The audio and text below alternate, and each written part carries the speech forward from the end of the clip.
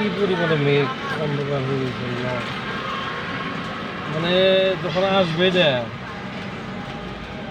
মানে কতক্ষণ থাকবে রে জানি না, কিন্তু আসবেই না। আর এমন একটা জায়গার মধ্যে এসে পৌঁছে দিয়েছি, মানে কি একটা অবস্থা, কি কমু। এটা হলো বাংলাদেশের মধ্যে সবচাইতে ডেঞ্জার জোন একটা এলাকা, সবচাইতে সর্বোচ্চ ডেঞ্জার এলাকা।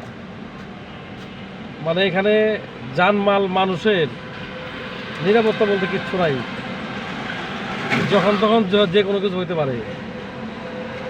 দেখি আপনারা গেস করেন তো কোথায় হতে পারে জায়গাটা, এটা কোন এরিয়ার মধ্যে হইতে পারে এই ধরনের ডেঞ্জারাস কিছু।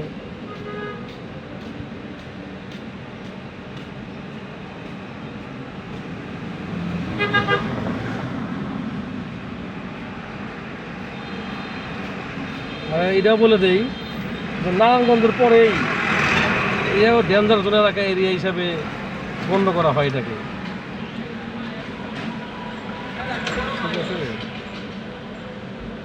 নারায়ণগঞ্জের পরপর দিয়েই এই এরিয়াটাকে ডেঞ্জার জোন হিসাবে আখ্যা দিয়েছেন।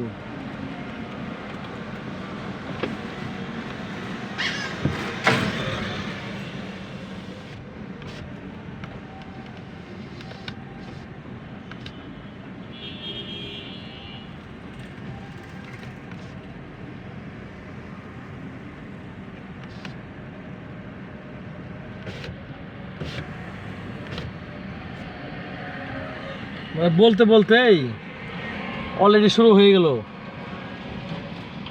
বৃষ্টি, পুরো ডায়মন্ড।